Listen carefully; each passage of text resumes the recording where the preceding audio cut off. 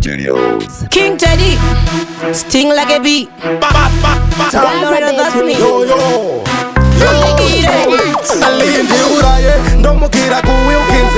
watu wambopinda yere owagenzi une cream pakatifa nike chidonanzi pauri ndo pandichaperera masolasi Nemkwende lalo ndinokuda handi vanze handsome yangu ho fameweka panze vana mainini ngavasare pachivanze kwende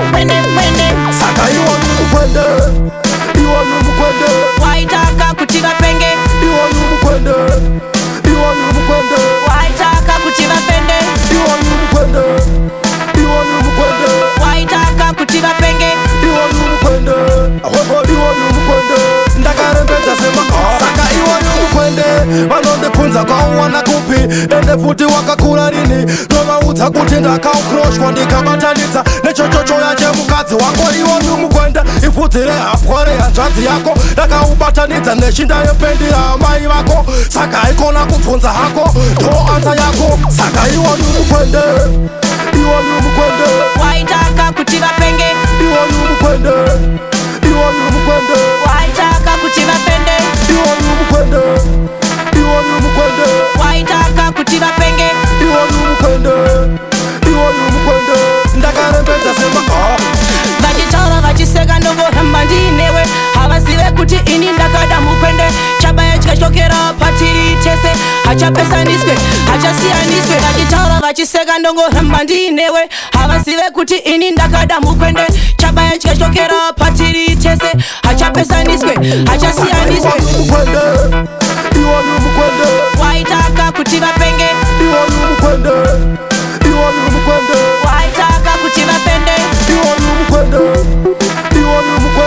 waitaka kuti vapenge ndakarembedza sema alindi uraye ndomukira ku Wilkins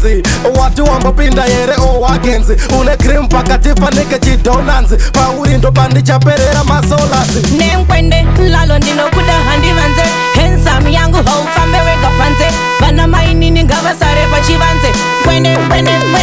saka iwonu mukwende waitaka kuti vapenge waitaka kuti vapende waitaka kuti vapenge ndakarembedza sema saka iwonu mukwende vanondipunza kwauwana kupi ende futi wakakura rini novaudza kuti ndakaukuroshwa ndikabatanidza nechochochoya chemukadzi wako iwonu mukwende ipfudzire hapware hanzvadzi yako ndakaubatanidza neshinda yependira amai vako saka ikona kubvunza hako ndo anza yako saka iwonu mukwende waitaka kuti vapenge iwonu mukwende waitaka kuti vapende iwonu mukwende waitaka kuti vapenge iwonu mukwende ndakarembedza sema Rhino Studios.